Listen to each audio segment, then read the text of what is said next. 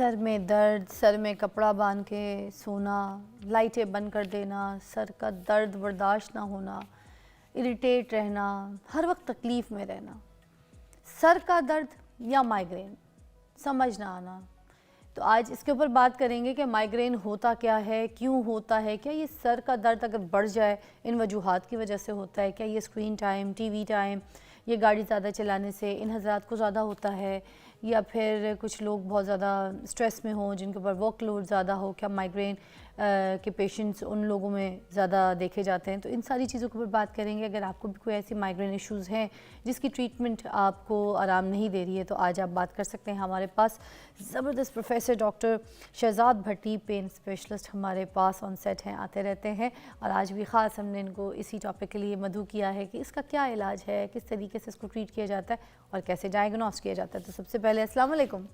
वालेकुम अस्सलाम। कैसी तबीयत है बच्ची साहब? ठीक, अल्हम्दुलिल्लाह। आज हम माइग्रेन के ऊपर बात करें तो सबसे पहले तो यही बता दीजिए कि ये जो माइग्रेन है, आधे सर का दर्द है, ये क्या है और ये क्यों होता है? अच्छा, ये आधे सर का जो दर्द है ज़्यादातर फीमेल्स में होता है। ये भी हमारे पास जितनी पेशेंट्स आती हैं और डाटा भी यही कहता है कि ये 4 से 6 गुना ख़वातीन में ज़्यादा होता है और इसकी शिद्दत भी ख़वातीन में ज़्यादा होती है। मतलब अगर मेरे पास अगर 10 लोग आते हैं तो उनमें से 8 जो होती हैं वो ख़वातीन या 7 औरतें होती हैं, फ़ीमेल्स होती हैं, एक बीच में बच्चा होता है और 2 बीच में मेल्स होते हैं। और ये बच्चों में भी है, ये याद रखिएगा, छोटे बच्चों में। कितने साल के? 8 साल, 6 साल, 7 साल के बच्चों में भी है ये आधे सर का दर्द। आधे सर का दर्द। सर इनकी क्या वजूहात होती हैं, क्या प्रॉब्लम है ऐसी? होता ही है कि ये लोगों को अभी भी अंदाज़ा नहीं है कि ये फैमिलियल है, ये फैमिली में, ये जेनेटिक में आता है पेन। मेरे पास ऐसे पेशेंट्स भी आते हैं जिनके 2 बहनों को, 2 भाइयों को एक जैसी दर्द है, जो कि माँ को भी वही दर्द थी। हाँ। तो वो फैमिली में भी ये पेन चलती है और ये भी मुमकिन है कि 2 बच्चों को हो, एक को ना हो।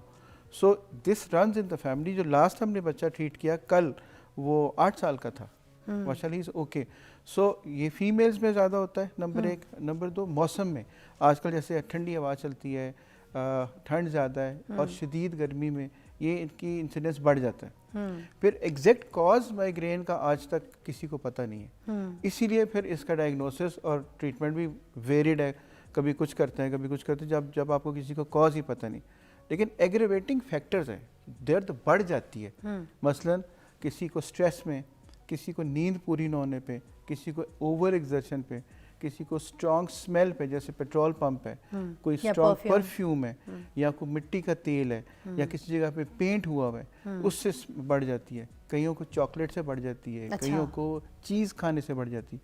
सो एक एक इंडिविजुअल की एक अपनी हिस्ट्री है कि उसकी दर्द क्यों बढ़ती है। होती आमतौर पे एक साइड पे, ये बाल दोनों साइड पे भी हो सकती है, सर के आगे भी हो सकती है, सर के पीछे भी हो सकती है। सो इसको डायग्नोस करना थोड़ा सा ट्रिकी होता है, हो जाता है जी। अच्छा, मुझे बताइएगा कि ये जो माइग्रेन है सर, वो और आम सर का जो दर्द होता है, उसमें फ़र्क कैसे पता चलेगा इंसान को? अच्छा ना, दर्द की ना 3-4 किस्में होती हैं, ये बात याद रखें। एक होता है स्ट्रेस हेडेक। स्ट्रेस हेडेक होगी पट्टी की तरह, ये सामने यहाँ पे ऐसे लगेगा जैसे किसी ने, जैसे आपने अभी कपड़ा बांधने का जिक्र किया ना, वो यूं कपड़ा बांधते हैं, वो उनको फ़र्क पड़ना शुरू होता है, वो स्ट्रेस हेडेक है, वो टेंशन हेडेक है। अच्छा। वो किसी वक्त भी हो सकती है, वो ओवर वर्क से, स्ट्रेस से हो सकती है। हमारे घर में बुजुर्ग वगैरह, कुछ गांव में माइयां सर पे कपड़ा कस लेती हैं, आपको पता है, हो जाती है। अच्छा, तो उससे आराम आती है, ये सही है? ये ठीक हो जाती है दर्द। मैं अभी बताता हूँ सारा कुछ। अच्छा, दूसरी दर्द जो होती है वो उसको हम कहते हैं मेल्स में होती है, वो क्लस्टर हेडेक होती है। क्लस्टर का मतलब होता है कि आंख में दर्द होगी और ऐसे लगेगा जैसे कोई छुरी पीछे को मार रहा है, यहाँ से जो के पीछे, उसको वो क्लस्टर हेडेक होती है, मेल्स में ज़्यादा होती है। ठीक। अच्छा, तीसरी होती है साइनस हेडेक। ये साइनसेस जो होते हैं ना, ये वाले, जहाँ से हम आवाज़ हमारी रेजोनेट करती है, उसकी भी दर्द होती है, उसको साइनस हेडेक कहते हैं। यानी अगर आप सर अपना नीचे झुकाएंगे तो वो दर्द बढ़ जाएगी, साइनसेस में फ्लूइड जमा होना शुरू हो जाता है। अच्छा, जो माइग्रेन है वो थोड़ी सी मुख्तलिफ है। माइग्रेन के हम 3-4 स्टेप्स होते हैं, जिसको होती है उसको पता चल जाता है कि मुझे दर्द होने वाली है। चंद मिनट पहले, आधा घंटा पहले उसको अंदाजा होना शुरू हो जाता है कुछ होने वाला है। क्या सिम्टम्स हैं, क्या उसमें उसको कोई बिजलियाँ सी कौंधनी शुरू हो जाएंगी, उसका मूड ख़राब होना शुरू हो जाएगा, उसके हल्की हल्की सर भारी होना शुरू हो जाएगा, उसका मुंह का जायका ख़राब होना शुरू हो जाएगा। हर एक अपना अपना है। अच्छा, उसको हम जो है ये प्रोड्रोम कहते हैं। ये पूरी एक सीक्वेंस है। अच्छा, उसके बाद एक ऑरा होता है, उसको फिर आवाज़ें आनी शुरू हो जाती है मुख्तलिफ किस्म की। कुछ लगेगा कोई बंदा बोल रहा है, कोई लगेगा कोई एबनॉर्मल मतलब साउंड्स उसके मुझे आ रही कानों के साउंड क्लाउड्स खुल वो जाते हैं? कुछ कुछ ऐसा होता है, दे से कि जी मुझे पता लगना शुरू हो जाता है कि मुझे दर्द होने वाली है। अच्छा। उसके बाद फिर दर्द शुरू हो जाती है। सर कुछ लोगों को लाइट भी बहुत इरिटेट करती है, चीखते हैं कमरे में लाइट बुझा नहीं दो, नहीं, वही बताने लगा। गाड़ी नहीं चला सकते। हाँ, वो जब दर्द का अटैक आ जाता है ना, हाँ। फिर क्या होता है, फिर रोशनी बुरी लगती है, आवाज़ बुरी लगती है, हाँ। फिर आपको जो मसरूफियत है वो बुरी लगती है, जी। फिर किसी को चक्कर आते हैं, किसी को मतली होती है, किसी अच्छा। को वॉमिटिंग होती है, किसी के पट्टे कमज़ोर होना शुरू हो जाते हैं, किसी को ओवरऑल वीकनेस शुरू हो जाती है, कोई लेट जाते हैं, कोई टीवी नहीं देख सकते, काम नहीं कर सकते। सो वो अटैक 2-3-4 घंटे से लेके 3 दिन 4 दिन तक मुसलसल चल सकता है। अच्छा। और उसके बाद जब ये ख़त्म हो जाता है तो फिर भी एकदम ख़त्म नहीं होता अक्सर औक़ात, उसके बाद भी थोड़ी देर कन्फ्यूजन रहती है, बंदा फिट नहीं होता, मेंटली अलर्ट नहीं होता। सो एक पूरा एक समझे एक सीक्वेंस है इवेंट्स है माइग्रेन का, तो इसको आप डायग्नोस कर सकते हैं। मुसीबत इसमें ये है कि ये किसी ब्लड के टेस्ट में, किसी अल्ट्रासाउंड में, किसी MRI में, किसी CT स्कैन में माइग्रेन डायग्नोस नहीं होती। फिर?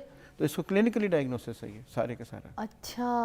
अब ये जो कॉलेज स्कूल के स्टूडेंट्स होते हैं जिनको अगर ये सारा माइग्रेन वाला प्रॉब्लम शुरू हो जाता है तो उनको तो पढ़ने में बहुत तकलीफ होती है, they can't even read the copy, the notes, anything.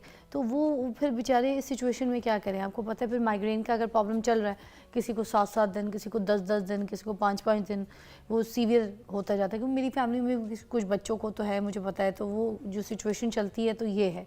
अब आप इसके बारे में बताएं कि ऐसे स्टूडेंट्स जो पढ़ रहे हैं, बेचारे काम कर रहे हैं, उनके लिए कितना मुश्किल है, क्या करें वो? ये सिर्फ स्टूडेंट्स तक नहीं है। सपोज आप हैं या कोई बंदा कंप्यूटर का काम कर रहा है, ऑफिस में है, मीटिंग में है, किसी इंपॉर्टेंट टास्क के ऊपर है, उसको दर्द शुरू हो जाती है एकदम, तो वो क्या करे? बातें सबकी कॉमन सर ये ऐसे भी शुरू हो सकती है, ऐसे भी बिल्कुल शुरू हो बस सकती है। आम बंदा भी जी, बिल्कुल ठीक है, बिल्कुल। उसको एकदम से शुरू हो जाएगी एकदम migraine। शुरू हो जाएगी, यही तो मसला है। अच्छा। आपको ड्राइविंग करते शुरू हो सकती है, किसी वक्त भी शुरू हो सकती है, इसका तो टाइम तो है ही नहीं है ना। ओह। कई मौक़ों पे टाइम बाज़ औक़ात लोगों का फिक्स होता है, लेकिन अक्सर इसी दर्द की यही तो डर रहता है लोगों को कि मुझे कहीं भी शुरू हो जाएगी। हमने अब करना 2 काम करने होते हैं। हमने उनको ये बताना होता है कि अगर दर्द शुरू हो जाए तो क्या करना है। और सर हम नंबर ब्रेक ले लेते हैं, ब्रेक के बाद आपने पहले तो हमें यहाँ पे सोल्यूशन बताना है कि हम इससे बच कैसे सकते हैं, क्योंकि हमें माइग्रेन कभी ना हो या आधे सर का दर्द भी ना हो। माइग्रेन और आधे सर के दर्द के ऊपर बात कर रहे हैं। प्रोफेसर डॉक्टर शहजाद भट्टी, पेन स्पेशलिस्ट हमारे साथ मौजूद है। आपने कहा माइग्रेन जो है किसी भी वक्त कहीं पे भी ऐसे ही किसी को हो सकता है। अब इसका क्या सोल्यूशन है? कोई कैसे बच सकता है कि किसी को माइग्रेन ना हो? आपको पता है ये बड़ा सीवियर सिचुएशन ले जाता है, तो कैसे बचा जा सकता है? ये बात याद रखें, जिसको माइग्रेन शुरू होती है ना, वो उसको पता चलता है कि ये मेरी ज़िंदगी में मेरे साथ चलनी है, लिहाजा ख़त्म कभी नहीं होती? ये अक्सर औक़ात ख़त्म नहीं होती, कम हो जाती है। बाज़ औक़ात 40 ईयर्स 50 ईयर्स के बाद जाके ये ख़त्म हो जाती है या कम हो जाती है। अच्छा, लेकिन जैसे यंग लोग हैं या बच्चे भी हैं या स्कूल गोइंग हैं या वर्किंग लोग हैं, उनको पता चल जाता है कि मुझे ये प्रॉब्लम मेरे साथ है, so they do it in anticipation. अगर किसी को पता है कि मुझे पैनाडोल खाने से सपोज या किसी एक ख़ास दवाई खाने से आराम आ जाता है, तो वो दवाई उनके पास होती है। अच्छा। हर वक्त। अच्छा। ये आप फिर हर बंदे को इंडिविजुअली पता चल जाता है कि अगर मैं ये काम करूं, अगर मैं थक ज़्यादा जाऊं, अगर मैं नींद पूरी ना करूं, अगर मैं फ़लान डाइट ले लूं, तो मुझे ज़्यादा चांसेस है कि दर्द शुरू हो जाएगी। उसको उनको अवॉइड करना चाहिए। मतलब कुछ खाने की चीज़ों से भी प्रॉब्लम? बिल्कुल होती है, बिल्कुल होती है। कईयों को चीज़ से, कईयों को चॉकलेट से, कईयों को कॉफ़ी, स्ट्रॉन्ग कॉफ़ी से, बजाय से कि ठीक हो, ट्रिगर भी हो सकती है। तो हर एक का अपना अपना हिसाब है। अच्छा, वो उनको पता होना चाहिए मैंने क्या करना है। नंबर 3 शुरू हो गई है, तो फिर अगर थोड़ा सा टाइम निकालें, किसी ऐसे कमरे में चले जाएं जहाँ पे लाइट कम है, किसी ऐसी जगह पे चले जाएं जिसका टेम्परेचर थोड़ा सा डाउन है, जहाँ पे शोर नहीं है, ठंडा पानी पिएं, थोड़ी देर आप आराम करें तो डेफिनेटली ठंडा शावर भी ले सकता है? ठंडा शावर भी ले सकते हैं, लेकिन उससे ट्रिगर जो ट्रिगर का इफेक्ट कम होगा तो दर्द कम होनी शुरू हो जाएगी। सर क्या ये सच है कि माइग्रेन के जो पेशेंट्स होते हैं उनका दर्द को नॉर्मलाइज करने के लिए उनको करंट भी दिया जाता है, करंट के कुछ शॉट्स भी दिए जाते हैं सर में? माइग्रेन के लिए तो नहीं, आमतौर के ऊपर हम ये डिप्रेशन में चीज़ें यूज़ करते हैं, इसको इलेक्ट्रोकन्वल्सिव थेरेपी कहते हैं। हाँ। वो सर में लगाई जाती है डिप्रेशन के पेशेंट्स को या स्किज़ोफ्रेनिया के पेशेंट्स को। अच्छा। लेकिन उसका माइग्रेन में ऐसा काम माइग्रेन के लिए नहीं होता ट्रीटमेंट। तो नहीं। फिर इसकी ट्रीटमेंट के ऊपर बात करते हैं, क्या सॉल्यूशंस है, कैसे ट्रीटमेंट किया जाता है, इसका क्या टेक्नोलॉजी यूज़ की जाती है पाकिस्तान में, अमेरिका में, बाहर की और ममालिक में? अच्छा, बेसिकली तो इसमें पहले इसको डायग्नोस करते हैं कि ये माइग्रेन है कि नहीं है। ठीक है। अगर आपको अंदाज़ा हो गया, आपने डायग्नोस कर लिया कि जी ये माइग्रेन ही है, तो इसके मुख्तलिफ ट्रीटमेंट्स हैं, सर्जरी से लेके तो दवाइयों तक, हर किस्म की दवाइयाँ दी जाती हैं। उसके बाद कोई नशावर दवाइयाँ भी दी जाती हैं, फिर स्ट्रॉन्ग पेन किलर्स भी दिए जाते हैं। हर बंदे का अपना एक ट्रीटमेंट होता है। अच्छा, हम लोग क्या करते हैं? हम लोग ये करते हैं कि हम लोग जब जिसको माइग्रेन होती है उसको 2-3 फीलिंग्स मुसलसल होती हैं। मसलन उसको ये लगेगा कि मेरी दिमाग के अंदर खून की नालियाँ जो है वो चलना शुरू हो गई हैं। उनको ये लगेगा कि मेरे दिमाग के जो पट्टे हैं, सर के, बैक के खिंचना शुरू हो गए हैं। ये सीवियर पेन कॉज करते हैं। और कई लोगों को तो किसी ख़ास मखसूस जगह पे, जैसे कोई पिन होती है यहाँ पे, कोई कॉइन होता है, उस मखसूस जगह पे दर्द होती है, कईयों को पीछे दर्द होती है। हम लोग ये करते हैं कि उसकी स्किन में एक ख़ास ट्रीटमेंट करते हैं जिसको ओजोन थेरेपी कहते हैं। वो बेसिकली ऑक्सीजन है। ऑक्सीजन को हम लगाते हैं स्किन के ऊपर। अगर वो शॉट एक दिखाना चाहें, उसमें स्किन के ऊपर वो लगती है, स्किन के अंदर नहीं लगती। वो एब्जॉर्ब हो जाती है। एक ब्रेक के बाद हम ये वीडियो भी चलाकर दिखाएंगे जिस तरह की ट्रीटमेंट के बारे में डॉक्टर शहजाद यहाँ पे बता रहे हैं। वो आपको हम वीडियो के थ्रू फिर बाद में बताएंगे, समझाएंगे कि किस तरीके से ये ट्रीटमेंट वाली जो एक टेक्नोलॉजी है वो यूज़ की जा सकती है इस माइग्रेन पेन के लिए। एक ब्रेक लेंगे। प्रोफेसर डॉक्टर शहजाद भट्टी हमारे साथ मौजूद हैं, पेन स्पेशलिस्ट, और हमें बता रहे हैं कि माइग्रेन की ट्रीटमेंट के लिए किस तरीके की नई टेक्निक्स जो है वो पाकिस्तान में यूज़ करें। हम बल्कि वीडियो भी दिखाते हैं, आप देखिए साथ साथ। हाँ जी, बताती जाइएगा ताकि हम वीडियो को एलैबोरेट करें। बेसिकली ऑक्सीजन है, ओजोन है, ये स्पेशलाइज्ड किस्म की ऑक्सीजन होती है जो जनरेटर्स में बनती है।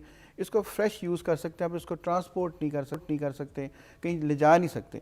अच्छा, ये स्किन के ऊपर लगाते हैं। सबसे बड़ी बात ये कि स्किन ये इंजेक्शन अंदर नहीं जा रहा? नहीं, स्किन में ये बिल्कुल ऐसे स्किन के ऊपर लगाते हैं, टच करते हैं। ये जैसे ये पेन है ना, ये देखिए। हाँ। इसको आप स्किन पे लगाएंगे। अंदर लगाने की जैसे PRP या कोई और चीज़ लगाते हैं उसकी ज़रूरत ही नहीं है। अच्छा। क्योंकि ये एब्जॉर्ब हो जाती है। अच्छा, ये जाके अगला सवाल कि ये करेगी क्या? हाँ। ये वहाँ पे अंदर जाके जो मसल्स हैं उनको रिलैक्स कर देगी जो पेन कॉज कर रहे हैं। ठीक है। फिर वो जो खून की नालियाँ जो लगेगी जैसे कि अंदर कोई चीज़ छक चलनी शुरू होगी है, वो जो डायलेट हुई होती है वो अपनी जगह पे वापस आना शुरू हो जाती है। अच्छा। So it's very effective.